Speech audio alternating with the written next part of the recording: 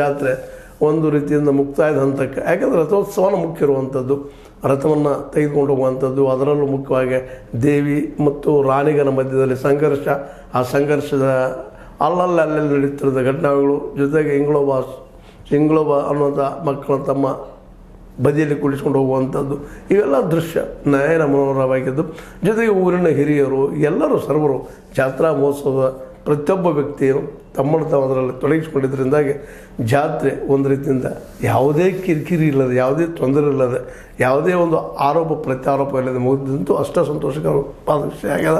ಆದರೂ ಅಲ್ಲಲ್ಲಿ ಒಂದಿಷ್ಟು ಈಗಾಗಲೇ ಹೇಳಿದಂಗೆ ತಮಗೆ ತೊಂದರೆ ಆಗಿದ್ದು ಸತ್ಯ. ಇರಲಿ, ಇದು ಎಲ್ಲ ಜಾತ್ರೆಯಲ್ಲಿ ನಡೆಯುತ್ತದೆ ಸರ್ವೇ ಸಾಮಾನ್ಯವಾದ ವಿಷಯಗಳು.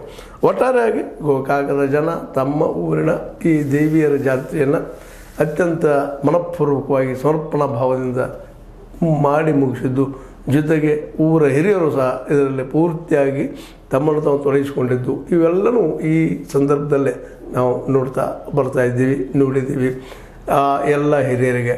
ಅದರ ಜೊತೆಗೆ ಇದರಲ್ಲಿ ಭಾಗಿಯಾದಂಥ ಪ್ರತಿಯೊಬ್ಬರಿಗೂ ನಮ್ಮ ವಾಹಿನಿಯ ಮೂಲಕ, ಹೇ ಚಿತ್ತರ ಮೂಲಕ ಒಂದು ಏನಪ್ಪ ಅಂತಂದ್ರೆ ವಂದನೆ ಹೇಳ್ತಾ, ಯಾಕಂದರೆ ಅವ್ರು ಮಾಡಿದಂಥ ಸಾಹಸ ತಮ್ಮನ್ನು ತೊಡಗಿಸಿಕೊಂಡಿದ್ದು ಭಕ್ತಿ ಭಾವದಿಂದ ಮಾಡಿದಂಥದ್ದು ಸ್ಮರಣೀಯವಾದಂಥದ್ದು. ಒಟ್ಟಾರೆಯಾಗಿ ಜಾತ್ರೆ ಈ 9 ದಿನಗಳ ಮುಖಾಂತರ, ವಿಶೇಷವಾಗಿ 9ನೇ ದಿನ ಮಂಗಳವಾರ ಮುಗಿಯುವಂಥ ಈ ಸಂದರ್ಭದಲ್ಲಿ ಇದು